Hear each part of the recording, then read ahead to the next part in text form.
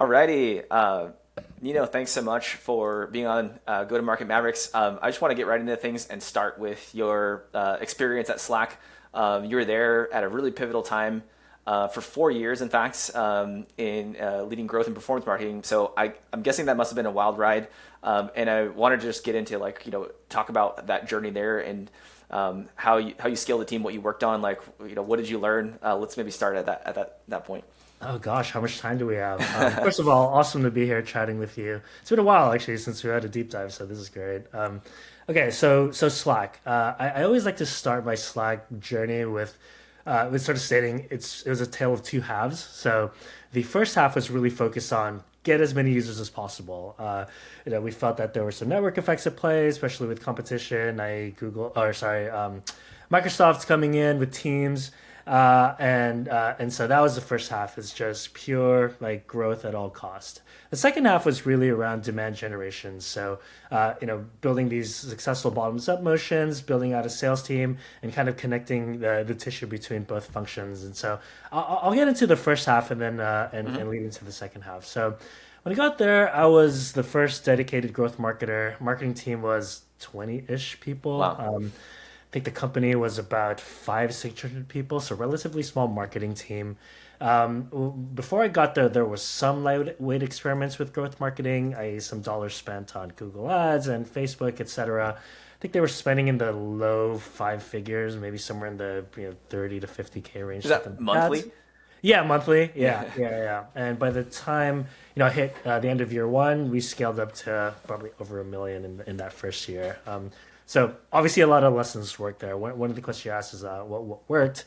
Um, I think the first word that comes to mind is patience. And so this is back in 2017. VC money was free flowing. There was cash in the bank.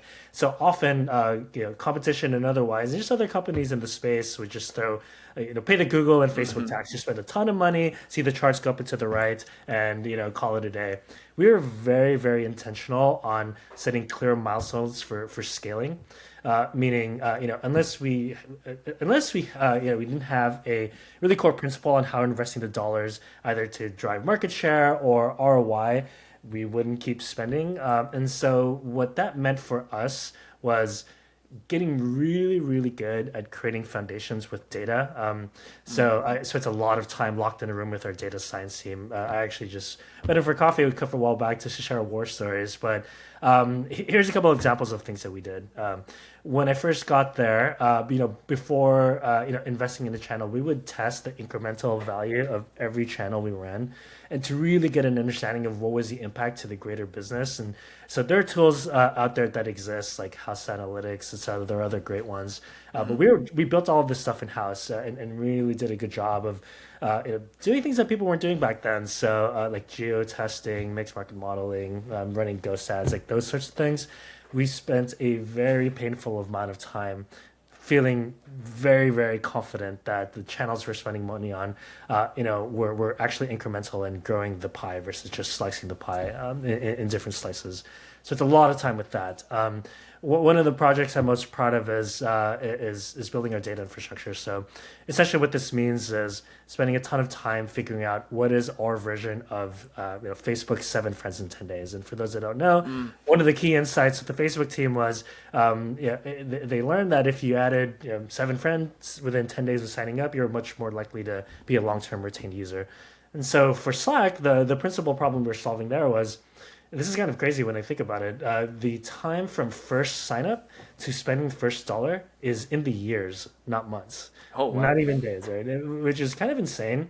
And so essentially, when I first started there, we were flying blind, right? We didn't know where to spend our money given the feedback loops are so long and payback periods, et cetera. And so we spent a lot of time making those initial bets on what channels we think were going to work, knowing that we wouldn't have a simple answer to the ROI question in the short term. But in collecting data, we started building out and doing some pattern recognition and really deep diving on more rigorous analytical work on what is sort of our metric that would be predictive of revenue. And so we locked ourselves in a room and kind of threw everything against the wall. Like, what are the core actions that you could take in the product? You can create channels, you can send messages, you can invite folks, You can implement an integration. We looked at everything and put some real like scientific rigor around what are the actions that are most correlated to a retained user, which most likely be a paying user. And so I think with those two foundations, like predictive metrics and incrementality, we had a lot of confidence in, cool, we can spend X amount more on this channel, we can explore Y channel to really grow the business thoughtfully and essentially not set money on fire. I was I So was that gonna was ask huge. on the confidence Yeah, side of things, like how did you get confident? But I think you just answered that question for me. And then the next thing I yeah. wanted to follow up is like, okay, you're confident in this, but like what channels were it, what was it that you were able to like scale? Because like 10x is more than 10x if it's going from five Yeah. digits to millions in the month. So like how did you like sounds like you had confidence, but like what channels did you actually invest in and how did you scale? Yeah. Yeah. So, well, obviously, I mean, Google search is always going to be a core part of any growth marketing channel and performance marketing function. We had some secret weapons in there, and Nice. I'll give you a good example. Actually, we worked with this company called Buy Sell Ads. They owned a ton of inventory across very specific verticals. Mainly, the ones we most lean on were design and engineering, and that really came Hmm. from like very simple data feedbacks of we saw what types of folks were signing up, what were they using it for, what kind of channels were they creating. We saw a very obvious pattern between developers and designers. It was just very clear in the data that that's what was happening, and so with some reasonable confidence, say, hey, what are different channels out there that really focus on high quality content against these cohorts. And we found this company called Buy Sell Ads Hmm. that own a ton of inventory across sites like Stack Overflow, etc. Good Dribble, I think was Dribble. one. Yeah, yeah, I remember them in the day. Yeah, yeah. Yeah. I actually, yeah. And so, so that was one of our secret weapons. Once we sort of figured out, where audience was, how we measure success, we just found those niche channels that really worked for us and leaned into them. The other part of the equation that I didn't mention, which is probably a really critical part of it too, was attribution. So everybody's favorite word in growth.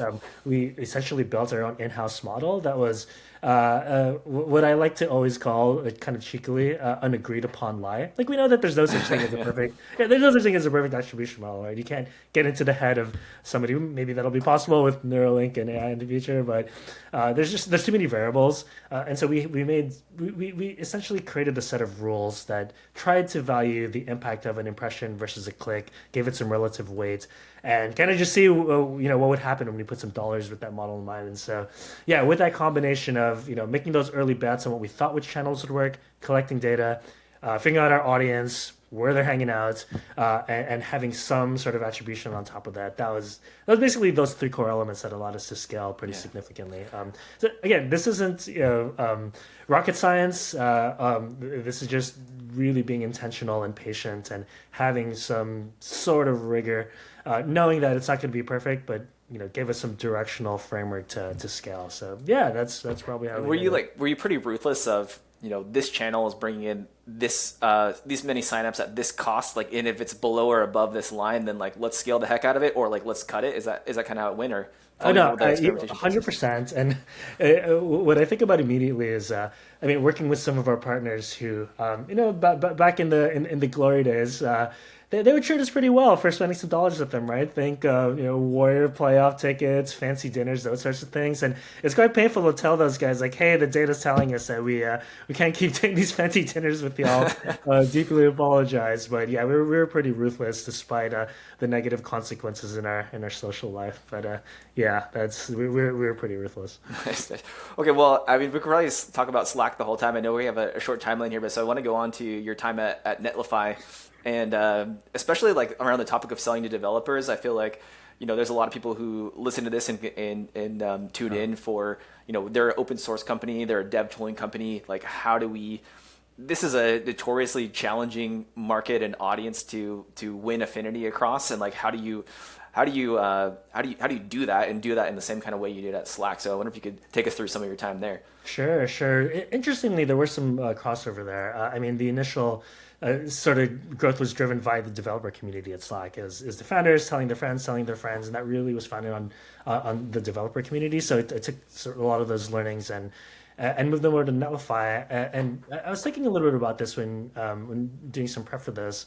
I think there are a couple of core principles that are probably obvious, but worth kind of covering, and then getting into some tactical bits on how to actually execute on those principles. The first one is authenticity. One of the first times I really worked directly with the developer relations team was at Slack, even more so at Netlify.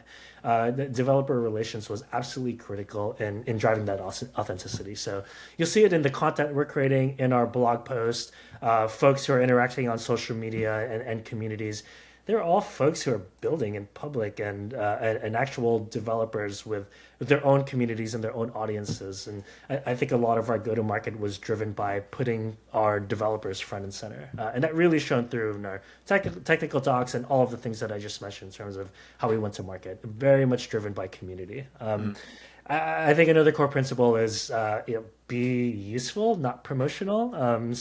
It's very easy to speak marketing speak, and really in an Apple-esque way, really refine the copy to tell a story. I mean, really, what it comes down to is just being useful. So really what that means is technical content has to be in place. If you are launching a feature, folks are going to be looking for YouTube videos, your documentation. You want very specific and practical, assets, documents, videos, etc., to help them actually implement the thing. And it has to be technically accurate, actually work. So that's super, super critical. I think I touched on community a little bit. Absolutely critical. Again, mentioning X, Twitter, really engaging with folks there, building communities on Discord, Slack. The community are your champions, right? Those are the guys that are going to be your NPS 10 flags. Do you even use NPS? I have no idea. But community is where you build that audience, right? So some of the tactical executions of this, and I'm sure folks are doing this, but help folks throw pizza parties and give them a budget just to hang out with their local communities, right? And talk about your products and show up and do the demos and really enable those champions to build their sub communities within your sort of greater community strategy. I think those are the things that aren't going to change. It's really about the people. It's about the developers speaking their language, and having folks that can walk the walk and talk the talk. I feel like that's not going to change.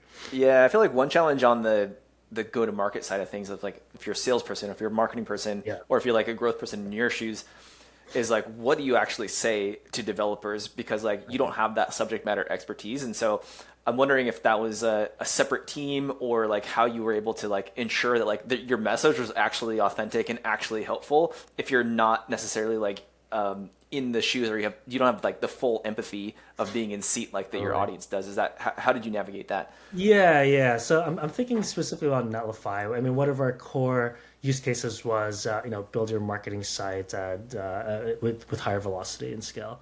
And when I think about the buying committee, right? Let's kind of get to brass tacks on how people actually purchase a Netlify, like an enterprise plan. You have to consider the decision maker, which oftentimes that'll come from a CMO, somebody who needs to build a ton of marketing sites to support campaigns, product launches, etc. And so that'll you obviously grok a different message for those folks, right? It'll be around productivity, about speed, about building personalized sites for your demand gen team so they can build effective ABM campaigns. So it's all about personalization, speed, execution, that sort of thing. Now, in that process, at some point they'll bring in a developer partner, whether it's a CTO or an individual contributor, that'll give it a shot, and they'll ask for their opinion, right? Like, how do you think about this?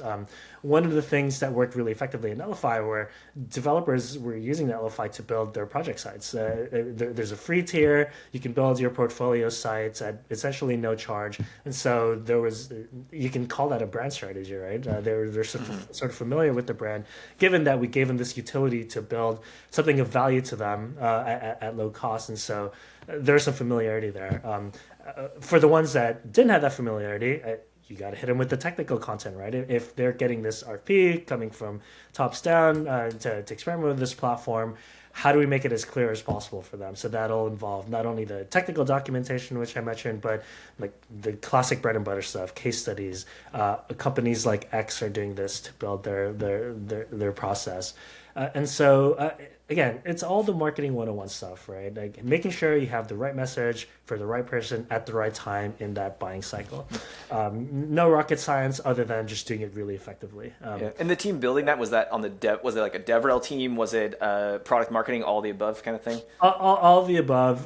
Certainly, DevRel was a huge part of like speaking to that developer audience. Where product marketing and somebody like me on the growth and demand gen side was, what are the right cohorts to focus on? What are the right messages we have on the website? And my role is how do we find those people and do this at scale? So certainly a team effort, but yeah, that's where where it all comes together. All right, so I know we're moving quickly here, but moving on, I know, I don't know if you coined this, but I was doing my own research and saw you have a philosophy around a growth operating system. So let's just talk through this. What is it? Tell us about your methodology here. Yeah. Okay, let me give you some background on why I wrote this thing.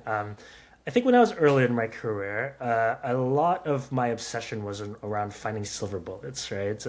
You hear these stories about, a growth marketer throughout X creative and at 10X revenue. So I was just completely obsessed with trying to find those silver bullets. As I sort of progressed through my career and matured and met folks who are much more seasoned than I was, I think the pattern recognition there was like a lot less of a focus on tactics and more on systems and like an operating manual to uncover those tactics. Elena Verna, famous in sort of the growth world, once told me like to emphasize learnings rather than like focusing too much on outcomes and individual tactics. And I really took that lesson to heart.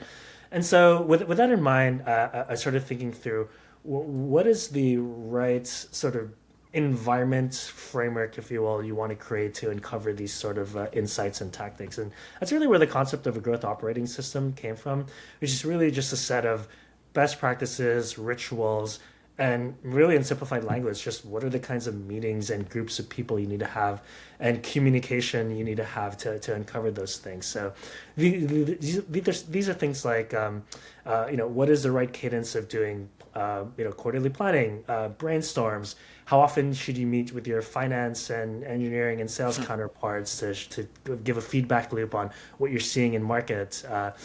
Even things like demo days. This is something that I learned from my time at Linktree from Jay-Z, who's the CPO there. What is an effective way to show off the work that your team is doing, to get some excitement, to get some buy-in on some of the bets that you want to make? How do you solicit ideas from other teams? So it's really around what are the best practices, rituals, meetings that uncover these insights and ultimately will lead to sort of the outcomes that you want and from a quantitative sense. So that's really what it's all about. I feel like a lot of it goes missed, where it's like you need to showcase your work to other stakeholders across functional teams. You need to have this like cadence of like how to review experiments and stuff like that. And I feel like a lot of times, I don't know if this is the case for you, but like growth teams are kind of like in this silo and we're just doing this thing and like executing, and we don't actually take a step back, reflect, review things to learn. So is that kind of the gist of it too? No, totally. And I think for me personally, maybe one of my weaknesses, even to this day, is just cross-functional communication. I'm sort of heads down, and I love getting my hands dirty and doing the work. And oftentimes I forget how critical it is to communicate. And so a growth operating system, one of its functions is essentially to force like the team to do that. And you'll be surprised at how effective it is, just in terms of, again, getting buy-in, to secure budget, resources, etc. But just to get people excited on seeing progress at the work and helping culturally with driving motivation. Like, hey, product marketer, you suggested this bit of copy on the website. We made that change and we improved our conversion rate by 5%. Like those feedback loops are really important to keep people excited and motivated and want to work with you and get to those insights, like I mentioned. And so, that's really what it's all about. Is what are the things you need to do to get to those insights and ultimately drive results. Yeah, definitely guilty of that myself. Yeah, I don't know about you, but I definitely consider myself a natural introvert, and so I certainly have challenges there. And so this is my way of reverse engineering how to force myself to communicate more effectively. So Nice. I yeah, it's love been it. super helpful. Love it. Okay. And so moving along quickly here, I know you were doing some advisory work. You're now helping out Anthropic with things like what are you doing now? What are you excited about? Like, what does the future of go to market look like? Like, give us the latest and greatest in your mind. The latest and greatest. Wow. I'm not sure about greatest, but I'll give you the latest. So yeah, so working with the Anthropic team at the moment, essentially what I was brought into was build out their ABM slash demand gen function. Yeah, I'm one of like two folks on the marketing team, very similar to Slack, where we have one of us focus on sort of that self-serve motion, Cloud.ai sign up. I focus on sort of the API business, so lead generation for sales to build with directly with the Anthropic API. So it's been super awesome. The pace is nothing like I've ever seen before, so that's been really fun, just in terms of how quickly the industry changes. But one of the more exciting things there is again, being able to build this from 0 to 1 and hopefully mostly avoiding a lot of the mistakes in the past. We can do a 3 hour talk on everything I've done wrong, which maybe we should at some point. So it's been awesome to integrate some of those learnings and helping build this function on the ground up. What's working? So this might be obvious to some, but there's obviously a lot of organic interest and excitement in the space. We put something out in market, people will talk about it, and so in a sense, there is some level of predictability. And okay, when say release a new model or release a new feature, we know that there will be some kind of reaction in the market, and we just need to make sure that we're at the right place at the right time on the right channel with sort of these messages, all the one-on-one stuff. Essentially, what I'm saying is we're not looking under the covers for volume, which kind of leads me to one of the principal challenges is it's kind of discerning like who are the window shoppers versus who are the buyers. A ton of folks want to have a conversation with companies like Anthropic, OpenAI, I'm sure, to kind of shape their point of view on their AI strategy, right? And so there are a lot of conversations. Folks ingest our content. Folks want to talk to us. How do we figure out what are the right signals that really indicate somebody who's ready to deploy versus someone who's just there for the conversation? So that's been really the core challenge is how do we think about potentially using tools like yours at Common Room, et cetera, to sort out like how do we really model that in a way where we feel a high level of confidence, predictability in terms of generating pipeline, et cetera. So yeah, that's been really fun trying to sort that out. So yeah. So it's exciting for me.